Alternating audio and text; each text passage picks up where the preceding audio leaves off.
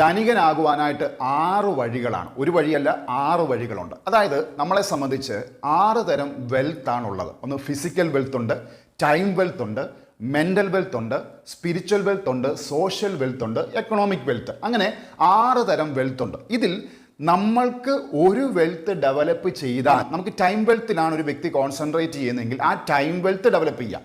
അതല്ല എങ്കിൽ നമുക്ക് ഫിസിക്കൽ വെൽത്ത്, ഹെൽത്തിലാണ് നമ്മൾ കോൺഷ്യസ് എങ്കിൽ ആ ഫിസിക്കൽ വെൽത്ത് ഡെവലപ്പ് ചെയ്യുക. അതല്ലെങ്കിൽ മെൻ്റൽ വെൽത്ത്, അല്ലെങ്കിൽ നമുക്ക് സ്പിരിച്വലി ആണ് നമുക്ക് ഗ്രോത്ത് നേടാൻ കഴിയുന്നതെങ്കിൽ ആ ഗ്രോത്ത് സ്പിരിച്വലി നേടുക.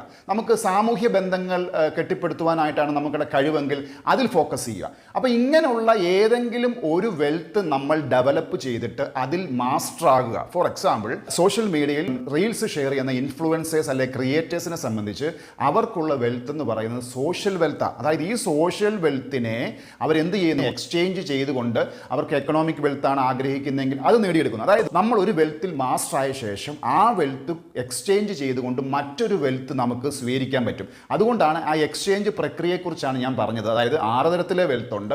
ഇതിൽ ഏതാണ് നമുക്ക് ഡെവലപ്പ് ചെയ്യാനായിട്ട് നമുക്ക് പറ്റുന്നത് അത് ഡെവലപ്പ് ചെയ്യുക, നമുക്കില്ലാത്ത മറ്റു ഒന്നുമായിട്ട് എക്സ്ചേഞ്ച് ചെയ്യുക. അതായത് ടൈം വെൽത്താണ് നമുക്ക് ഫോക്കസ് ചെയ്യുന്നതെങ്കിൽ, ഞാൻ വായിച്ചിട്ടുള്ളതാണ്, ജപ്പാനിലൊരു വ്യക്തി അദ്ദേഹത്തിൻ്റെ സമയം മറ്റുള്ളവർക്ക് കൊടുത്തുകൊണ്ട് അദ്ദേഹം സമ്പന്നനായിട്ടുള്ളൊരു ജീവിത കഥ ഞാൻ വായിച്ചിട്ടുണ്ട്. അതായത് അദ്ദേഹം മറ്റുള്ളവർക്ക് അദ്ദേഹത്തിൻ്റെ സമയം ലെൻഡ് ചെയ്യുക, അവർക്കൊരു കമ്പാനായിട്ട് പോകുക, അതല്ലെങ്കിൽ ഓട്ട മത്സരത്തിൽ അവരെ പ്രോത്സാഹിപ്പിക്കാനായിട്ട് അദ്ദേഹം പോകുക, അതല്ല ഷോപ്പിങ്ങിന്, അവരൊറ്റയ്ക്ക് ഷോപ്പിങ്ങിന് പോകുന്ന വ്യക്തിയുടെ ഒരു കൂട്ടിനായിട്ട് ഷോപ്പിങ്ങിന് ഒരു കമ്പാനായിട്ട് പോകുക, ഒറ്റയ്ക്കിരിക്കുന്നവരെ സംബന്ധിച്ച് അവർക്ക് മണിക്കൂറിന് അദ്ദേഹം ഒരു കമ്പാനായിട്ട് അവർക്ക് പറയാനുള്ള കാര്യങ്ങൾ കേൾക്കുക. അപ്പോൾ അതാണ് ടൈം വെൽത്ത് എന്ന് പറയുന്നത്. അപ്പം ഇങ്ങനെയുള്ള എന്തെങ്കിലും ഒരു വെൽത്താണ് നമ്മൾ ഡെവലപ്പ് ചെയ്യുന്നതെങ്കിൽ ആ വെൽത്തിനെ ഡെവലപ്പ് ചെയ്തിട്ട് നമുക്ക് എന്താണോ നമുക്ക് ആഗ്രഹമുള്ളത്, നമ്മളൊരു സ്പിരിച്വൽ പേഴ്സൺ ആണെങ്കിൽ നമ്മുടെ സ്പിരിച്വൽ വെൽത്ത് നമുക്ക് ഡെവലപ്പ് ചെയ്ത ശേഷം നമുക്ക് സോഷ്യൽ വെൽത്ത് നമുക്ക് എക്സ്ചേഞ്ച് ചെയ്യാം. നമ്മൾ സ്പിരിച്വൽ വെൽത്ത് ഡെവലപ്പ് ചെയ്ത ശേഷം നമുക്ക്